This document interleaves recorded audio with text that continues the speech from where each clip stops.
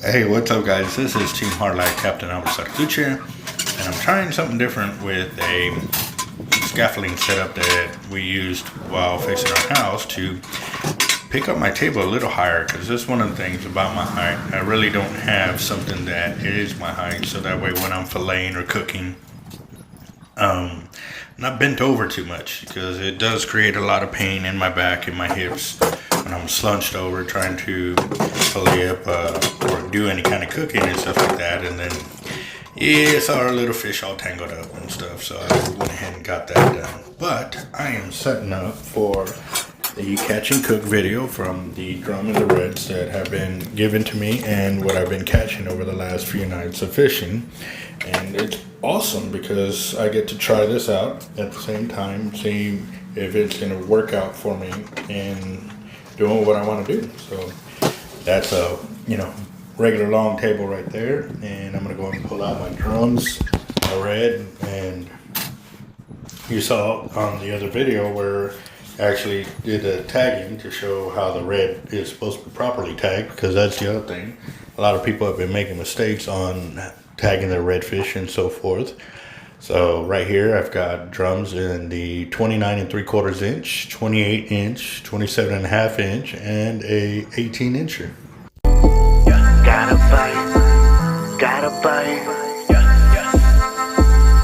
I think I got a lot of stress on my mind. It's a nice day to go. Yeah, I got a line. I'ma call up the whole team.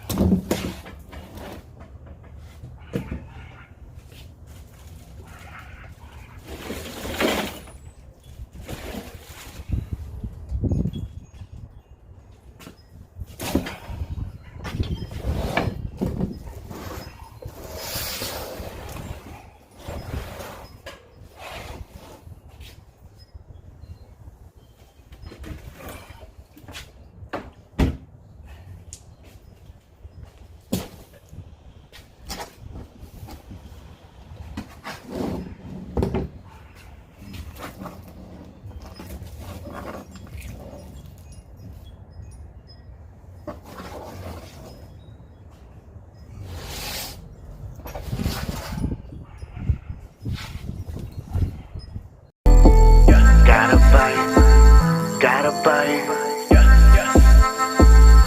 I think I got a lot of stress on my mind. It's a nice day to go. Yeah, I got a line. I'ma call up the whole team.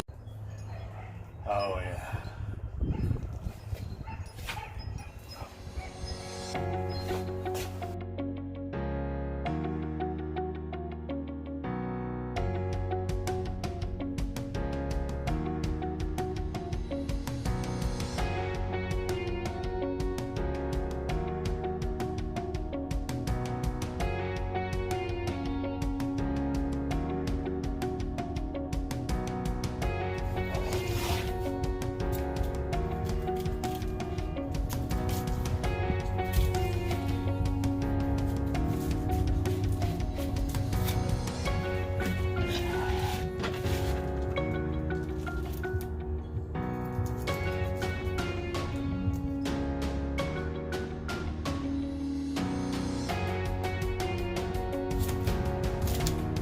When filleting drum, a lot of times they have that built up calcium around their vertebrae, and sometimes that makes it a little difficult to fillet your fish entirely straight to the bone and stuff. So I was just kind of giving y'all a little heads up on that. And one of the things that I did notice when I was getting the drum, that I didn't see any blemished or bloody spots on them. They looked all real healthy. So this will be a good little test to see if we find any worms inside the drums as we're filleting. And granted, this 18 incher looks small in comparison to the ones that were almost 30 inches. But, we wanted a little fish fry, so this one actually went. We already had it on the stringer. If I had known we were going to catch these bigger ones, I wouldn't have put it on the stringer. But yep, once it's on there, you got to kind of claim it, kind of deal. So yep, here we go. I'm going to continue on, but yeah, 27, 28, and 29 and 3/4 inch black drums.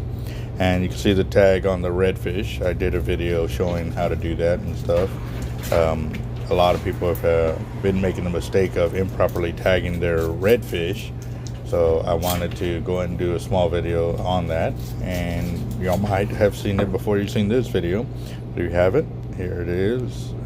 Or that's the finished product. I'm not going to re-tag it because, you know, when you tag the redfish, there's certain things you must do to the tag that are irreversible, so that way it cannot be used again, and that's kind of the safety precaution or safety measure that they have to ensure that people aren't reusing the tags when you're only allowed 2 bull red tags per year. And what that means is the legal size for redfish is 20 to 28 inches, and once it goes over 28 inches, even 28 1/4 inches, if you want to keep it, you have to tag it. So like I said, this one was a 33.5 inch red that was given to me by another fisherman there. He saw I was throwing back a whole bunch of bigger ones, and I was telling him I wanted to do a little fish fry. He's like, well, I'll hook you up with this. He's I'm not really, here to keep fish. I was going to be throwing them all back. And so that worked out pretty nice. So I was able to bring home fish, with the few that I caught, and add more with what a few guys actually gave me their fish on the pier while doing this at the same time. So can have a nice little fish fry for my family. What a blessing.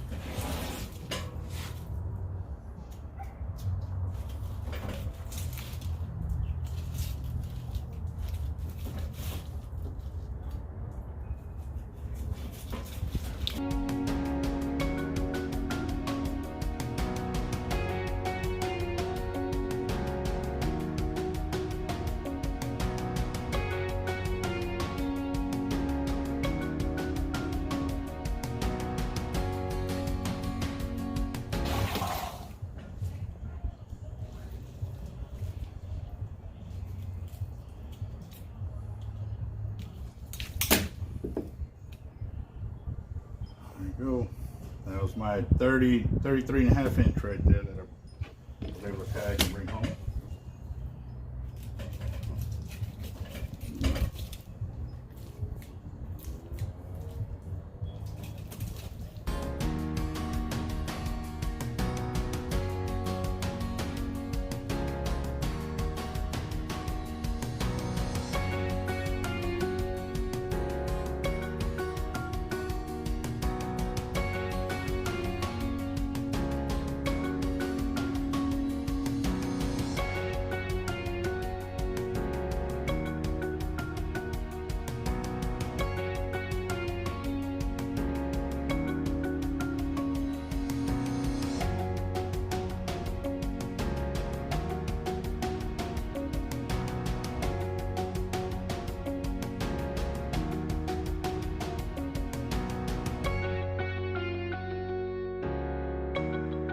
Been a long time since I filleted this many fish and had no worms on them. They're really clean pieces of meat. So now what I'm going to do is go back. I'm going to take out the little riblets that are here on all these fish, get them sliced up, and prep for the next stage of cooking. Yeah. Oh, yeah.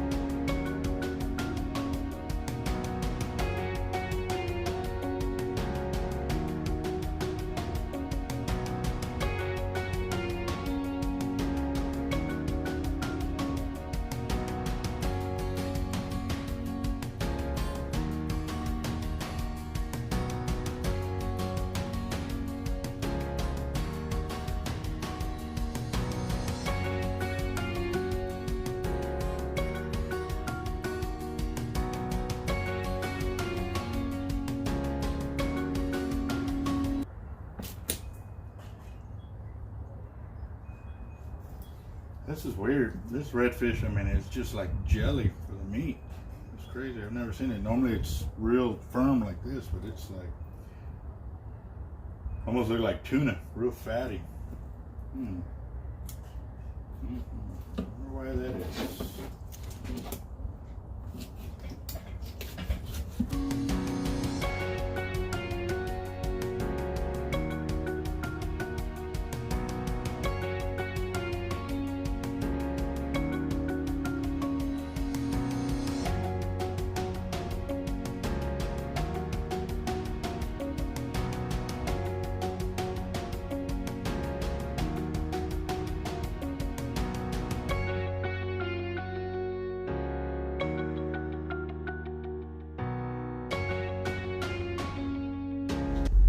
So one of the things that I noticed that on the light, it is the lighting that does this, but when I'm on the lower levels, when I'm on the really high level, it doesn't do it. See, high, and it went to medium, and then to low, and it was doing it. So I had to leave the light set up on a really high one instead of the medium or low, and it got rid of all them lines.